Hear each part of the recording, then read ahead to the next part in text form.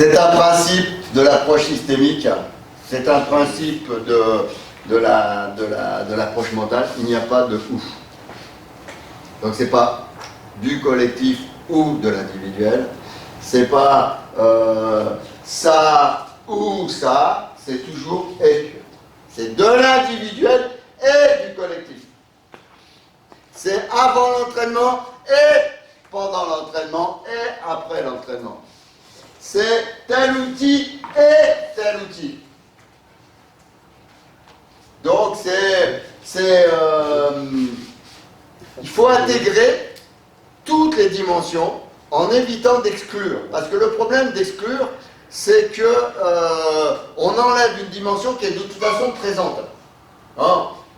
Le gamin vient me voir et il me dit, je lui dis pourquoi tu es là, donc c'est un U17, il me dit parce que on me dit toujours que je suis frustré et qu'est-ce que tu veux? Ben, je voudrais enlever la frustration. Parce qu'on me dit qu'il faut que j'arrête d'être frustré. Donc, frustré ou pas frustré. Et donc, le gamin, il pense qu'il faudrait, c'est un coup de baguette magique, on enlève la frustration. En fait, la frustration revient souvent. Et je lui dis, ben, le problème, c'est que si je t'enlève la frustration, moi, mon métier, c'est de former des sportifs de haut niveau.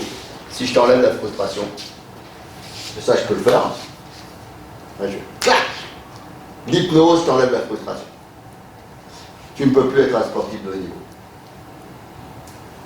Pourquoi?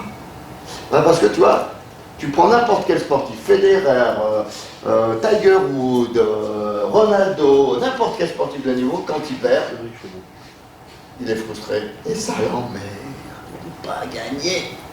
Donc à chaque fois qu'il perd, il est frustré. Donc un sportif de haut niveau, c'est un compétiteur, et il a envie de gagner, et à chaque fois qu'il ne gagne pas, il est frustré. Donc, je t'enlève pas la... Tu veux que je t'enlève ou pas? Non, non. Le seul problème, c'est que entre toi, je sais pas comment je vais l'appeler, Jérémy et Ronaldo, vous avez juste une différence, c'est que vous ne gérez pas de la même manière la frustration. C'est-à-dire que toi, à chaque fois que je te vois, tu t'arrêtes, tu baisses les bras et tu pleures sur le terrain. Ronaldo, il rebondit, il repart tout de suite. Il fait 2 respirations, il rebondit, il repart tout de suite. Et c'est la différence entre les deux. Est-ce que tu veux qu'on travaille sur le contrôle de ça? Tu veux changer quelque chose? Ou tu veux plutôt j'enlève la frustration? Ah non, non, non, je veux qu'on travaille là-dessus. Et c'est plus tout à fait la même chose. J'enlève le ou. C'est pas ou frustré ou pas frustré, c'est qu'est-ce que je fais avec ça? Et qu'est-ce que j'intègre de nouveau? Ce que tu dis là, ça revient à dire que la frustration génère de la performance. Non, la frustration, c'est pas génère la performance, c'est un élément normal de sportif de haut niveau, c'est-à-dire qu'il doit ne pas être content de perdre. Ouais. Et donc si à un moment donné il n'est pas frustré, il rebondit peut-être moins vite et moins haut qu'un autre moment donné. Bien d'accord. C'est ça. En fait, le sportif de haut niveau, chaque fois qu'il rentre, c'est pour gagner.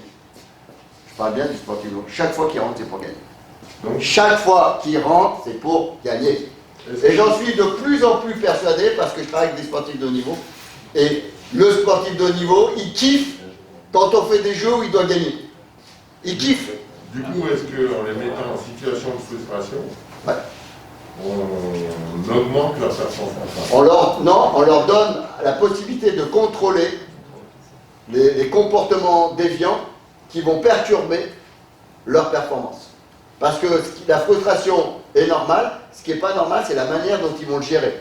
Et s'ils le gèrent mal, c'est-à-dire que le joueur peut rester sur l'action précédente, putain, ça m'a fait chier, putain, là. Et donc, qu'est-ce qui se passe? Une partie de sa attention et de son concentration, je reviendrai toujours dessus, n'est pas dans ce qui est en train de se passer ou ce qui va se passer, parce que la qualité de l'observation, c'est l'anticipation, et est encore là-bas. Donc, est en train de polluer ce qui va se passer. Et donc, la frustration, c'est de pouvoir dire, ça passe, je suis là-dedans. Et je le traiterai demain ou après-demain. Un des outils, c'est aussi de les mettre en situation de frustration. Bah, bien sûr. Et longtemps, on a pensé qu'il fallait contrer certaines émotions. Et maintenant, on est plutôt sur essayer de se dire de les accepter et de les contrôler. Et les coachs, ils me les envoient pour dire faut qu'il arrête d'être frustré. Putain, faut lui enlever cette frustration. Et donc, pour moi, il y a des discours qui vont à l'inverse. Et moi, je fais ça. C'est pour ça que moi, quand il vient, parfois je déstructure une croyance. Parce qu'il y a des croyances qui sont limitantes. Et un des aspects de la préparation mentale, c'est de déstructurer les croyances. Parce qu'on verra que ce qui bloque, c'est souvent les croyances. Et ce qu'on appelle les croyances limitantes. Et c'est les déstructurer à un moment donné pour faire en sorte que ça ouvre. Parce que le problème, c'est que le gamin vient, frustration, frustration, frustration, frustration, il y a un paradoxe, c'est plus on lui demande de l'enlever, plus ça va rester bloqué. Et c'est ce qu'on appelle l'effet inverse en com. Et plus on lui demande de ne pas le faire, ou de faire autrement, plus il bloque dessus. Donc, moi je pense à ma hanche, moi je dois penser à ma hanche, plus ma hanche est présente. Plus je pense que j'ai du mal à dormir, et plus je pense à dormir, à forcer à dormir, moins je vais dormir.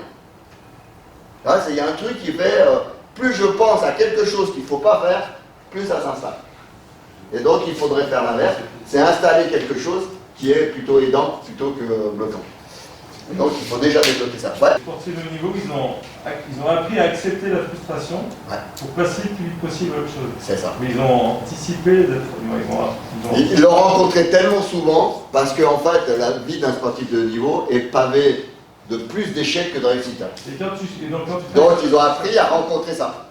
Quand tu bosses sur la frustration, il faut d'abord bosser peut-être sur l'acceptation des échecs. Et ensuite, basculer sur... Ouais, c'est le même dans des situations où la frustration va arriver, dans des situations d'échec. Et en fait, il y a la frustration par définition, c'est j'essaye d'obtenir quelque chose, il y a quelque chose qui m'en empêche. Il voulait pas manger le bonbon et il ne m'a pas donné. Il ne voulait pas donner le bonbon. Il voulait le bonbon, il ne m'a pas donné. Oh, okay. Là, je suis frustré. Et en fait, la frustration me montre que, en fait, je voulais aller vers faire quelque chose, c'était un désir, etc. Il y a quelque chose qui me l'a empêché, une personne, etc. Qu'est-ce que je vais faire? Quand j'ai 5 ans, 6 ans ou 2 ans, je vais trouver tout de suite le comportement pour gérer ça. Donc ça, c'est mon papa, il ne m'a pas donné le bonbon. Et là, je vais voir la maman. Maman, t'es la plus gentille du monde, toi. Je t'aime, oh, mais je vais faire un câlin, un bisou. Papa, il n'est pas gentil, il ne m'a pas donné le bonbon. Toi, tu me le donnerais, le bonbon. Et là, le papa n'est plus là, qu'est-ce que fait la maman? Tiens. Là, j'ai compris, parce que je deviens le plus grand hypnotiseur du monde quand je fais ça. Je viens hypnotiser ma mère pour lui dire, tiens, est-ce que tu peux m'obtenir ça? Et si ça marche, mon cerveau, il fait quoi? Objectif, résultat, moyen. Objectif, résultat, moyen. L'objectif, c'est d'obtenir le bonbon. Résultat, je l'ai obtenu. Qu'est-ce que j'ai mis entre les deux? Le comportement, qui est, je vais séduire ma mère, je vais, etc. Et donc, je me rends compte que quand je séduis les gens, je peux obtenir ce que je veux. Et donc, je peux devenir un grand séducteur, voire un manipulateur, ou une séductrice, voire une grande manipulatrice. Ça devient mon logiciel de résolution d'un problème, mais de toute façon, ce qui pose problème, c'est pas d'obtenir le bonbon. Ce qui pose problème, c'est ce que j'ai fait, que j'ai obtenu là. Ça ne m'a pas posé de problème à ce moment-là, parce que ça a été réussi. Ce qui pose problème, c'est que si 15 ans après, je fais toujours la même chose et que je n'obtiens pas, c'est ça le problème, c'est que je suis toujours dans le même objectif, résultat, le résultat n'est pas bon, et les moyens ne sont pas là. Mais je continue à faire objectif moyen, résultat non, objectif moyen, résultat non, objectif. Donc ça veut dire que je cours, avant il n'y avait pas de mur, j'avançais, maintenant il y a un mur, je continue à courir, à me taper la tête dans le mur. Je reviens. Et je fais toujours pareil. Donc j'ai des bosses de partout. Et je tire. Et je fais toujours pareil. Et c'est ça le sport du nœud.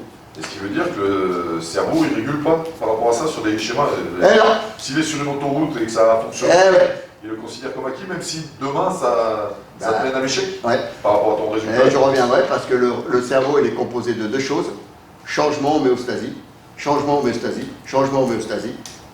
Au changement, c'est les apprentissages. Homéostasie, c'est le maintien de quelque chose. Et celui qui va gagner, c'est souvent celui-là. Parce que celui-ci, il est là depuis... Donc, il y a ces deux trucs. Changement, homéostasie. Ce qu'il faut, c'est... L'homéostasie, c'est dans l'inconscient. ça va 2000 à l'heure. Les comportements, l'inconscient, il va plus vite que la conscience. Donc il faut créer les conditions pour que si ça c'est bon, on le garde. Si ça c'est pas bon, ouais. Donc il faut créer des homéostasies qui soient efficaces pour le joueur. L'homéostasie, c'est quand je prends la balle, je ne vais pas réfléchir à ce que je faisais. Quand j'observe, je ne vais pas me faire réfléchir à ce que je faisais. Donc ça doit être performant et du haut niveau. Dans la technique, dans la course, dans la prise d'information. Ça va être du haut niveau. Et ça, je dois le garder pour faire quelque chose.